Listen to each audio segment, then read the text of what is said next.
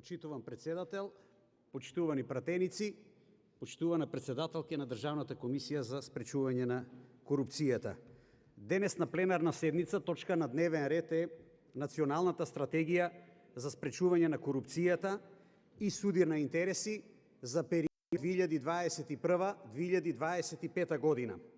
Овој документ е ставен денеска пред нас на разгледување, а фактички треба Собранието на Република Македонија да го усвои, а е донесен од страна на Државната комисија за спречување на корупцијата. Најпрво треба да дефинираме што значи тоа корупција, што значи поимот судир на интереси. Корупцијата представува злоупотреба на функцијата, јавното овластување, службената должност или положба за остварување на корист за себе или за друг, а судирот на интереси подразбира состојба во која службеното лице има приватен интерес, што влијае или може да влијае врз непристрасното вршење на неговите јавни овластувања. И сега, доколку вака се дефинирани корупцијата и судирот на интереси, сосема е јасно дека дел од активностите спроведени од власта во изминатите 4 години потполно се вклопуваат во она што значи корупција, висока корупција и судир на интереси. Денеска, почитувани пратеници, кога се зборува за Република Македонија, се зборува како високо коруптивна земја, во која што корупцијата, криминалот се вгнездени во секоја пора на општеството, односно секој наш поединец, секој наш жител секојдневно живее со криминалот и корупцијата. Интегритетот, од друга страна, е квалитет на дејствување во согласност со општо прифатените морални вредности и норми во корист на јавниот интерес. Она што го прочита во Националната стратегија, односно во вашиот предговор, почитувана председателка, е дека процесот на креирање на Националната стратегија е транспарентен, вклучени се повеќе државни органи, институции, медиуми, фондации, секако консултирани се ОПСЕ, ИРИ, УСАИД. Делувањето ваше ќе биде превасходно превентивно, со јасно изразена цел да имаме намалување на ризиците од корупција преку јакнување на регулативата од една страна, а од друга страна јакнење на довербата од функционирањето на системот. И сега многу е значајно да ги истакнеме визијата која што значи општество засновано врз највисоки етички вредности, кои што професорката Давкова вчера ги кажа малку и илузионистички, скандинавски, меѓутоа сосем легитимно од ваша страна, и мисијата да се обезбеди доверба на јавноста во вршењето на власта со јакнење на интегритетот, транспарентност и отчетност. Дозволете ми овде да кажам дека доколку ова значи и ова е вашиот лајт мотив, ја имате мојата поддршка. Сте направиле исклучителна проценка на ризиците, односно оние подрачја каде што имаме највисок степен на ризик од корупција. И секако сте ги дефинирале јавните набавки, под 1, под 2, вработувањата во јавниот сектор, секако инспекцискиот надзор и сите оние невралгични точки каде што ние имаме доделување на решенија, одобренија, лиценци, а од друга страна и сите оние точки каде што се доделува државна помош, секако и субвенциите.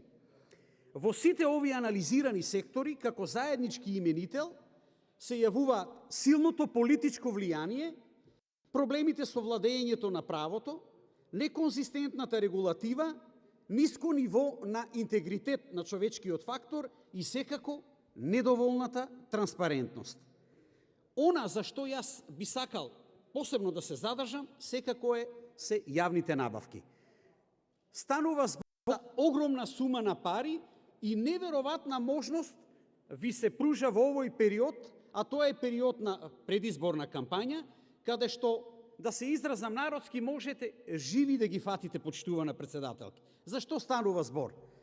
Во овој 6-месечен период ќе имате можност и прилика да видите што значи она што вие сте го нотирале во делот на јавните набавки, а тоа е едната иста фирма постојано добива тендери. Вие сте од ваша страна нотирале дека тоа е резултат на тоа што постои недоволна стручност во определувањето на техничките спецификации, од страна на лицата кои што се вработени, но јас ќе ве надополнам и ќе кажам дека спецификациите се така направени да таа и таа фирма добие. Значи, самите спецификации се така дефинирани да може критериумите да ги исполни само една и единствена фирма, во овој случај близко до власта. Направете проверка 1, 2, 3, 5 години наназад, меѓутоа ве молам, неверојатна шанса ви се пружа во делот на акциониот план, овие 6 месеци само да бидат очите широм отворени. На тој начин ние ги добивме нашите милионери во изключително краток временски период, почитувани пратеници. Едните исти фирми постојано добиваат тендери и тоа е случај во секоја општина. Независно која општина да ја земете, истиот случај е. Мал број на информации за финансиско работење и потребна е одлучна акција во овој дел. Исто така сте нотирале огромен број на постапки кои се поништени, несоодветни понуди, пропусти во тендерската документација. И сето тоа стои. Втората област, за која што сакам да кажам неколку збора, се вработувањата во јавниот сектор. Партиските функционери, градоначалници, председатели на совет, се уште не седнати на своите фотели, ги вработија членовите на потесното и поширокото семејство. Затоа јас овде во овој дел сакам да биде нотирано дека имаме класично семејно партиско вработување. Семејно партиско вработување, се уште не седнати на фотелја, се уште не почнати со работа, веќе членовите на нивната потесна и поширока фамилија ги заземаат позициите во власта. Дали имаме потреба од објаснување кои се членови на управните и надзорните одбори, кои што е исто така платена функција, почитувани мои? Повторно си истите тие. Нема други, мора да си близок до градоначалникот, до председателот на советот, а од друга страна мора да си и партиски активист. Без разлика дали ти воопшто знаеш што значи тоа управен и надзорен одбор. Третото подрачје, почитувана председателка, секако е правосудството. Правосудниот систем оценет како клучен сектор за владење на правото. Наместо независно судство, имаме 100% зависно судство, правосудство и сето она што значи судии, обвинители. И немаме никаква функционалност. Често пати е спомнуван терминот перцепција. Не, почитувани мои. Нашиот народ добро знае дека правосудниот систем ни е нефункционален. И затоа нема доверба, и затоа на сите анкети судии, бранители, обвинители немаат апсолутно никаква доверба кај граѓаните кон нивната работа. Затоа што за една банална работа да има распоред кој предмет ќе го води, мора да стигне партиска наредба. Тоа ли е независно судство? За тоа ли е 30 годишната борба во оваа држава? Нели требаше судството да биде независна власт? На крајот, во согласност и со времето, неколку збора за Министерството за внатрешни работи.